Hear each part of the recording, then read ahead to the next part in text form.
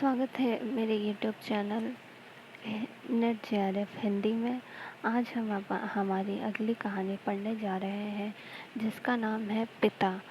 पिता कहानी ज्ञान रंजन द्वारा लिखित है और इसमें यह जो कहानी है यह फैंस के इधर उधर कहानी संग्रह में संकलित है। आइए हम पढ़ते हैं पिता कहानी।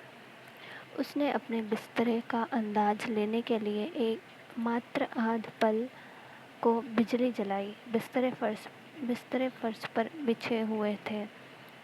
उसकी स्त्री ने सोते सोते ही बड़बड़ाया, आ गए, और बच्चों की तरफ करवट लेकर चुप हो गई। लेट जाने पर उसे एक बड़ी डकार आती मालूम पड़ी, लेकिन उसने डकार ली नहीं। उसे लगा कि ऐसा करने से उस चुप्पी में खलल पड़ जाएगा जो चारों तरफ भरी है, और काफ़ी रात गए ऐसा होना उचित नहीं है।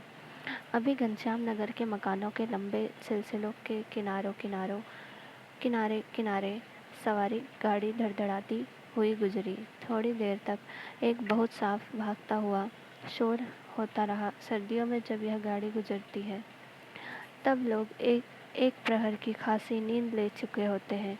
गर्मियों में 11:30 का कोई विशेष मतलब नहीं होता। यूँ उसके घर से सभी जल्दी सोया करते, जल्दी खाया और जल्दी उठा करते हैं।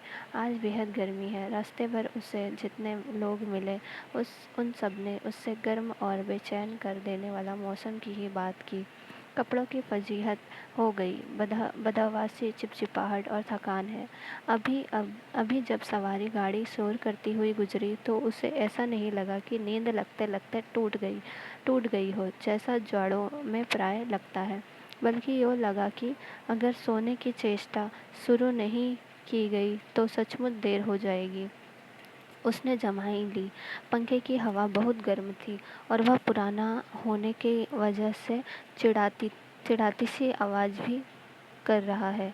उसको लगा दूसरे कमरों में भी लोग शायद उसकी तरह जमाइयाँ ले रहे होंगे, लेकिन दूसरे कमरों के पंखे पुराने नहीं हैं। उसने सोचा बंद करके अन्य कमरों की आहट लेनी चाहिए। उसे कोई बहुत मासूम सी ध्वनि भी 1-1.5 मिनट तक नहीं सुनाई दी, जो सन्नाटे में काफ़ी तेज होकर आ सकती हो। तभी पिता की चारपाई बाहर चरमराई। वह किसी आहट से उठे होंगे। उन्होंने डांटकर उस बिल्ली का रोना चुप कराया, जो शुरू हो गया था।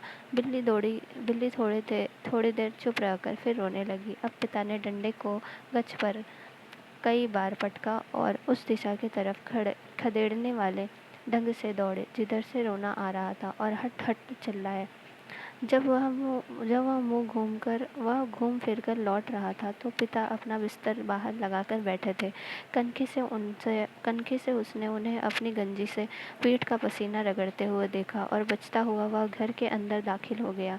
उसे लगा कि पिता को गर्मी की वजह से नींद नहीं आ रही है, लेकिन उसे इस स्थिति से रोष हुआ।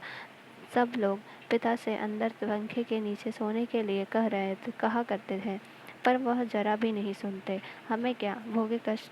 कुछ देर पड़े रहने के बाद वह उठा और उसने उत्सुकतावश खिड़की में झाँका। सड़क की बत्ती छाती पर है। गर्मियों में वह बेहद अखर जाता है। पिता ने कई बार करवटें बदली, फिर शायद चैन की उम्मीद में पार्टी पर बैठ पंखा झलने लगे हैं। पंखे की डंडी से पीठ का वह हिस्सा खुजाते हैं जहां हाथ की उंगलियां दिक्कत से पहुंचती हैं। आकाश और दफ्तों की तरफ देखते हैं। रिलीफ पाने की किसी बहुत हल्की उम्मीद में शिकायत उगलते हैं। बड़ी भयंकर गर्मी है, एक पत्ता भी नहीं डोलता। उनका यह वाक्य, जो नितांत व्यर्थ है, कभी कभी अभी अभी बीते क्षण में डूब गया। गर्मी बरकरार है और रहेगी, क्योंकि यह जाड़े बरसात का मौसम नहीं है। पिता उठकर घूमने लगते हैं। 1 या 2 बार घर का चक्कर चौकीदारी की तरह करते हुए लगाते हैं, ताकि कोई सेंध वेंध न लग सके। लौटकर थके सर में हे ईश्वर कहते हुए उंगली से माथे का पसीना काट कर जमीन पर चुआने लगते हैं। बड़ा गजब है। कमरे की एक दीवार से टिककर बैठ जाने पर वह काफ़ी तनाव से सोचने लगा। अंदर कमरों में पंखों के नीचे घर के सभी दूसरे लोग आराम से पसरे हैं। इस साल जो नया पेडस्टल खरीदा गया है वह आंगन में दादी अम्मा के लिए लगता है। बिजली का मीटर तेज चल रहा होगा, पैसे खर्च हो रहे हैं, लेकिन पिता की रात कष्ट में ही है। लेकिन गजब यह नहीं है, गजब तो पिता की जिद है। वह दूसरे का आग्रह अनुरोध माने तब ना। पता नहीं क्यों पिता जीवन की अनिवार्य सुविधाओं में भी चिढ़ते हैं। वह झल्लाने लगा। चौक से आते वक्त 4 आने की जगह 3 आने और 3 आने में तैयार होने पर 2 आने चलने वाले रिक्शे में लिए पिता घंटे घंटे खड़े रहेंगे। धीरे धीरे सबके लिए सुविधाएं जुटाते रहेंगे, लेकिन खुद उसमें नहीं या कम से कम शामिल होंगे। पहले लोग उनकी काफ़ी चिरौरी किया करते थे। अब लोग हार गए हैं, जानने लगे हैं कि पिता के आगे किसी की चलेगी नहीं। आज तक किसी ने पिता को वाश बेसिन में मुंह हाथ धोते नहीं देखा। बाहर जाकर बगिया वाले नल पर ही कुल्ला दातुन करते हैं। दादा भाई ने अपनी पहली तनख्वाह में गुसलखाने में उत्साह के साथ एक खूबसूरत शावर लगवाया, लेकिन पिता को अरसे से हम सब आंगन में धोती को लंगोटे की तरह बांधकर तेल चुपड़े बदन पर बाल्टी बाल्टी पानी डालते देखते आ रहे हैं। खुले में स्नान करेंगे, जनेऊ से छाती और पीठ का मैल काटेंगे। शुरू में दादा भाई ने सोचा पिता उसके द्वारा शावर लगवाने से बहुत खुश होंगे और उन्हें नई चीज का उत्साह होगा। पिता ने जब कोई उत्साह प्रकट नहीं किया तो दादा भाई मन ही मन काफी निराश हो गए। एक दो बार उन्होंने हिम्मत करके कहा भी, आप अंदर आराम से क्यों नहीं नहाते? तब भी पिता आसानी से उसे टाल गए। लड़कों द्वारा बाजार से लाई बिस्किटें, महंगे फल, पिता कुछ भी नहीं लेते। कभी लेते भी तो बहुत नाक भौं सिकोड़ कर उसके बेस्वाद होने की बात पर शुरू में ही जोर दे देते हुए। अपनी अमावट, गजक और दाल रोटी के अलावा दूसरों द्वारा लाई चीज़ों की श्रेष्ठता से वह कभी प्रभावित नहीं होते। वह अपना हाथ पांव जानते हैं, अपना अर्जन, और उसी में उन्हें संतोष है। वे पुत्र जो पिता के लिए कुल्लू का सेब मांगने और दिल्ली एम्पोरियम से बढ़िया धोतियाँ मंगवाकर उन्हें पहनने का उत्साह रखते थे, अब तेजी से पिता विरोधी होते जा रहे हैं। सुखी बच्चे भी अब गाहे बगाहे मुंह खोलते हैं और क्रोध उगल देते हैं। लद बाहर आम के 2 सिकरों के लगभग एक साथ गिरने की आवाज़ आई। वह जानना है पिता आवाज़ से स्थान साधने की कोशिश करेंगे। टटोलते टटोलते अंधेरे में आम खोजेंगे और खाली गमले में इकट्ठा करते जाएंगे। शायद ही रात में 1-2 आम उसके चुग जाते हैं, ढूंढने पर नहीं मिलते, जिनको सुबह पा जाने के संबंध में उन्हें रात भर संदेह होता रहेगा। दीवार से काफ़ी देर एक ही तरह टिके रहने से उसकी पीठ दुखने लगी थी। नीचे रीढ़ के कमर वाले हिस्से में रक्त की चेतना बहुत कम हो गई थी। उसने मुद्रा बदली। बाहर पिता ने फाटक खोलकर सड़क पर लड़ते चिड़चिड़ाते कुत्तों को हड़काया। उसे यहाँ बहुत खिज हुई। कई बार कहा, मोहल्ले में हम लोगों का सम्मान है, 4 भले लोग आया जाया करते हैं, आपको अंदर सोना चाहिए, ढंग के कपड़े पहनने चाहिए और चौकीदारों की तरह रात को पहरा देना बहुत ही भद्दा लगता है। लेकिन पिता की अड़ में कभी कोई झोल नहीं आता। उल्टा सीधा पता नहीं कहाँ किस दर्जी से कुर्ता कमीज सिलवा लेते हैं। टेढ़ी जेब, सदरी के बटन ऊपर नीचे लगा, सभा सोसाइटी में चले जाएंगे। घर भर को बुरा लगता है। लोगों के बोलने पर पिता कह देते हैं, आप लोग जाइए ना भाई, कॉफ़ी हाउस में बैठिए, झूठी वैनिटी के लिए ब्यौरा को टिप दीजिए, रहमान के यहाँ 1.5 रुपया वाला बाल कटाइए, मुझे क्या घसीटते हैं। लोगों का बोलना चुटकी भर में धरा रह जाता है। पिता वैसे तो चुप रहते हैं, लेकिन जब बात बहस में उन्हें खींचा जाता है तो काफ़ी करारी और हिंसात्मक बात कह जाते हैं। उल्टे उन्हें घेरने वाले हम भाई बहन अपराधी बन जाते हैं। कमरे से पहले एक भाई खिसकेगा, फिर दूसरा, फिर बहन और फिर तीसरा। चुपचाप सब खिजहारे खिसकते रहेंगे। अंदर फिर माँ आएगी और विजयी पिता कमरे के में गीता पढ़ने लगेंगे या झोला लेकर बाजार सौदा लेने चले जाएंगे। होता हमेशा यही है, सब मन में तय करते हैं आगे से पिता को नहीं घेरेंगे, लेकिन थोड़ा समय गुजरने के बाद फिर लोगों का मन पिता के लिए उमड़ने लगता है। लोग मौका ढूंढने लगते हैं पिता को किसी प्रकार अपने साथ सुविधाओं में थोड़ा बहुत शामिल कर सके, पर ऐसा नहीं हो पाता। वह सोचने लगा, भूखे के सामने खाते समय होने वाली व्यथा सरीखी किसी स्थिति में हम रहा करते हैं। यद्यपि अपना खाना हम कभी स्थगित नहीं करते, फिर भी पिता की असंतुष्टि के कारण व्याकुल और अधीर तो है ही। पिता अद्भुत और विचित्र हैं, वह सोचते हुए उठा। कमरे में घूमने या सिगरेट पी सकने की सुविधा नहीं थी, अन्यथा वह वैसा ही करता। उसने सो जाने की इच्छा और उसने सो जाने की इच्छा की और अपने को असहाय पाया, शायद नींद नहीं आ सकेगी। यह ख्याल उसे घबराने वाला लगा। पिता अद्भुत और विचित्र हैं, यह बात वह भूल नहीं रहा था। पिछले जाड़ों में वह अपने लोभ को कुचलकर बमुश्किल एक कोट का बेहतरीन कपड़ा पिता के लिए लाया। पहले तो वह उसे लेने के लिए तैयार नहीं हुए, लेकिन माँ के कहने काफ़ी घुड़कने फुड़कने से राजी हो गए और उसी खुल्दाबाद के किसी लपटू दर्जी के यहाँ से लाने चल दिए। सुधीर ने कहा, कपड़ा कीमती है, चलिए एक अच्छी जगह में आपका नाप दिलवा दूँ। वह ठीक सिएगा, मेरा परिचित भी है। इस बात पर पिता ने काफ़ी हिकारत उगली। वह चिढ़ उठे। मैं सबको जानता हूँ, वही म्यूनिसिपल मार्केट के छोटे मोटे दर्जियों से काम कराते और अपना लेबल लगा लेते हैं।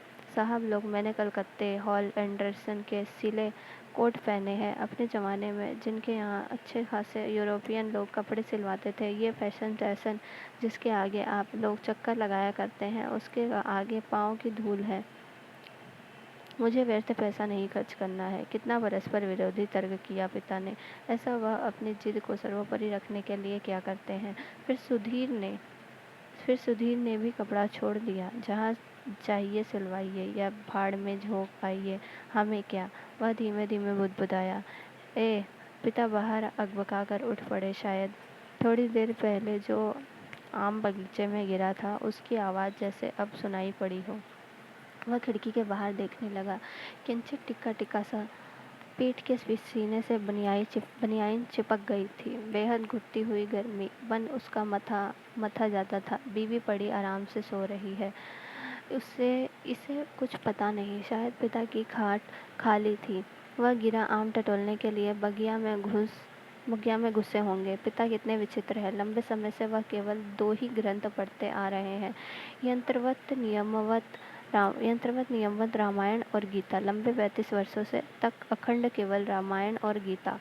उसके पहले युवा काल में जितना कुछ पढ़ा हो उन्होंने, उससे कभी भयावह, कभी सम्मानजनक और कभी झूठ लगता। यह देख सोचकर कि कोई व्यक्ति केवल 2 पुस्तकों में जिंदगी के 35 वर्ष काट सकता है और कैसे काट लेता है, तभी उसका बच्चा कुनमुनाकर रोने लगा। उसने तपाक से खिड़की छोड़ी और अपने बिस्तर पर झूम मुठ सो गया।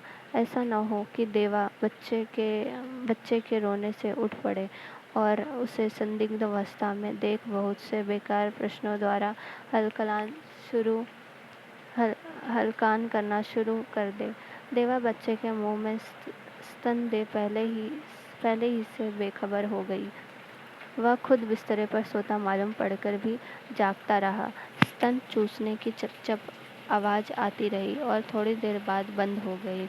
उसने तय किया कि वह देवा के बारे में ही कुछ सोचे अथवा उसके शरीर को छूता रहे। उसने देवा के कूल्हे पर हाथ रख दिया, लेकिन उसे तनिक भी उत्तेजना अपने अंदर महसूस नहीं हुई। उसने थोड़ी देर उत्तेजना की प्रतीक्षा की। अपनी इस हरकत से ऊब होने लगी और मन भी लांछित करने लगा। बाहर पिता सो या जाग रहे हैं, जैसा भी, वह बड़े ज़बरदस्त हैं इस समय। बाहर रहकर बाहरी होते जा रहे हैं। घर के अंदरूनी हिस्सों में लोग आराम से या काम कर आराम से किसी तरह सो तो गए होंगे। यह विषादग्रस्त हुआ और अनुभव करने लगा। हमारे समाज में बड़े बूढ़े लोग जैसे बहू बेटियों के निजी जीवन को स्वच्छंद रहने देने के लिए अपना अधिकांश समय बाहर व्यतीत किया करते हैं। क्या पिता ने भी वैसा ही करना तो नहीं शुरू कर दिया है? उसे पिता के बूढ़ेपन का ख्याल आने पर सिहरन हुई। फिर उसने दृढ़ता से सोचा, पिता अभी बूढ़े नहीं हुए हैं, उन्हें प्रतिक्षण हमारे साथ साथ जीवित रहना चाहिए। भरत का पुरानी जीवन व्यवस्था कितनी कठोर थी। उसके मस्तिष्क में एक भिंचाव आ गया। विषाद सर्वोपरि था। उसे आंखों में हल्का जल लगने लगा। अगर कोई शीत युद्ध न होता पिता और पुत्रों के बीच, तो वह उन्हें जबरन खींच के नीचे लाकर सुला देता। लेकिन उसे लगा कि उसका युवापन एक प्रतिष्ठा की जिद कहीं चुराए बैठा है। वह इस प्रतिष्ठा के आगे कभी बहुत मजबूर, कभी कमज़ोर हो जाता है और उसे भुगत भी रहा है। दरअसल उसका भी अक्सर चिल्ला उठने को हुआ है। दरअसल उसका जी अक्सर चिल्ला उठने को हुआ है, पिता, तुम हमारा निषेध करते हो, तुम ढोंगी हो, अहंकारी, ब्रज अहंकारी। लेकिन वह अभी चिल्लाया नहीं। उसका चिल्ला सकना मुमकिन भी नहीं था। वह अनुभव करता था उसके सामने जिंदगी पड़ी है और पिता पर इस तरह चिल्लाने में उसका नुकसान हो सकता है। उसको लगा पिता लगातार विजयी हैं, कठोर हैं तो क्या, उन्होंने पुत्रों के सामने अपने को कभी पसारा नहीं। लगता है दीवारों पर भी पसीना चुचुआ आया है। खुद को छुरा भोंक देने या दीवार पर सिर पटकने या सोती बीवी के साथ पाशविक हो जाने का ढोंग सोचने के बाद भी गर्मी की बेचैनी नहीं कटी। उसने ईश्वर को बुदबुदाना चाहा, लेकिन वैसा नहीं किया। केवल हल्के हल्के हाथ के पंजों से सिर के बालों को दबोच कर वह रह गया। मौसम की गर्मी कहीं अधिक प्रबल पिता है। उसके सामने एक घटना मजबूती से टंग गई। उसने घटना को मन में दोहराया। वायुसेना में नौकरी करने वाला उसका कप्तान भाई बहन के यूनिवर्सिटी के खर्चे के लिए 2 वर्ष तक 50 रुपये महीना भेजता रहता था। एक बार अकस्मात कप्तान भाई होली अवकाश मनाने घर आ गया। पिता ने उसके हाथ में उसके नाम की 1200 रुपये वाली एक पासबुक थमा दी। सबको यह बड़ा आकस्मिक लगा। कप्तान भाई को हैरत हुई और हल्की खुशी हुई कि एकाकार काफ़ी रुपए मिल गए। लेकिन इस बात से उसे दुख और पराजय का भान भी हुआ। उसने अपने को छोटा महसूस किया। 2 वर्ष तक बहन के लिए उसने जो थोड़ा बहुत किया, वह सब एक पल में घटकर नगण्य हो गया।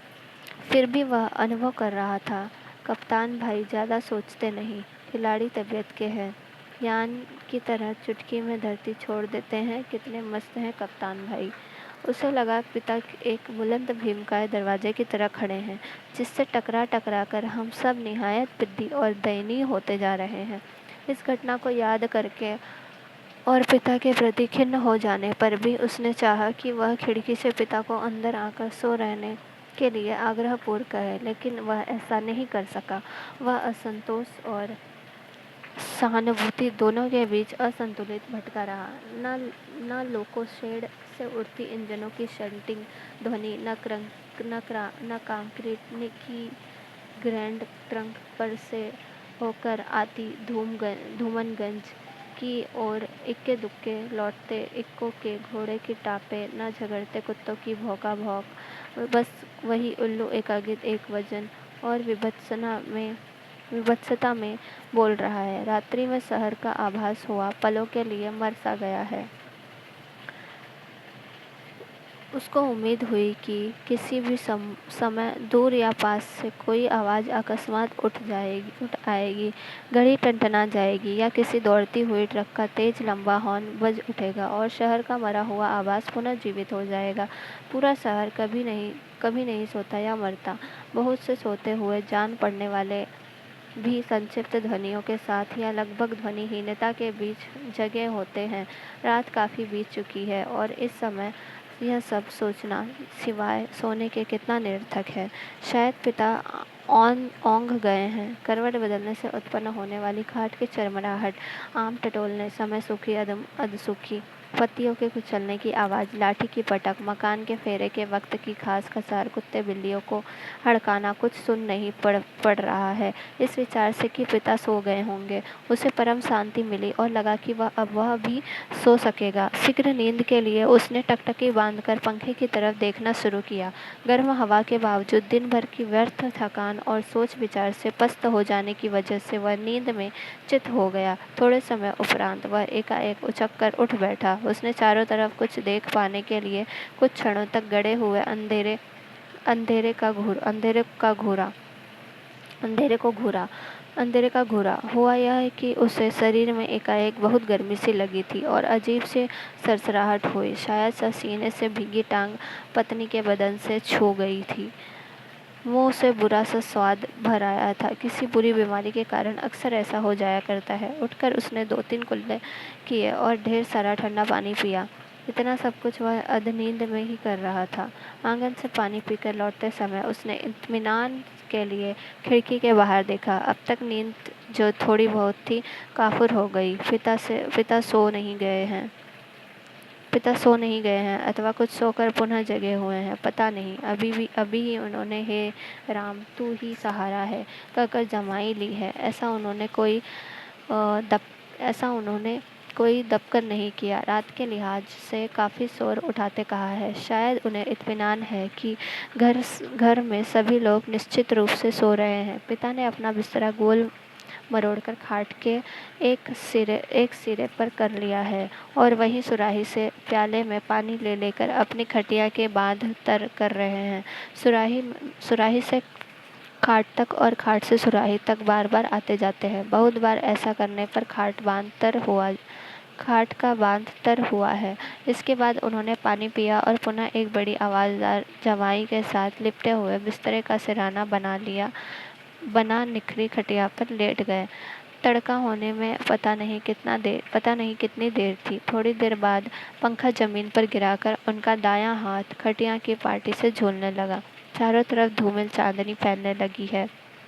सुबह जो दूर है कि भ्रम के पश्चिम से पूर्व की ओर कौवे काँव काँव करते उड़े वह खिड़की से हटकर बिस्तरे पर आया। अंदर वहाँ हवा वैसी ही लू की तरह गर्म है। दूसरे कमरे में स्तब्ध है। पता नहीं बाहर भी उमस और बेचैनी होगी। वह जागते हुए सोचने लगा, अब पिता निश्चित रूप से सो गए हैं शायद। तो दोस्तों, यहाँ हमारी पिता कहानी समाप्त होती है। अब मिलते हैं हम अगली कहानी में कल। यदि आपको किसी और कहानी की ऑडियो बुक सुनना चाहते हैं तो आप मेरे कमेंट सेक्शन में लिख सकते हैं, ताकि मैं उस कहानी से रिलेटेड आपको अपनी ऑडियो बुक प्रस्तुत कर सकूं। धन्यवाद।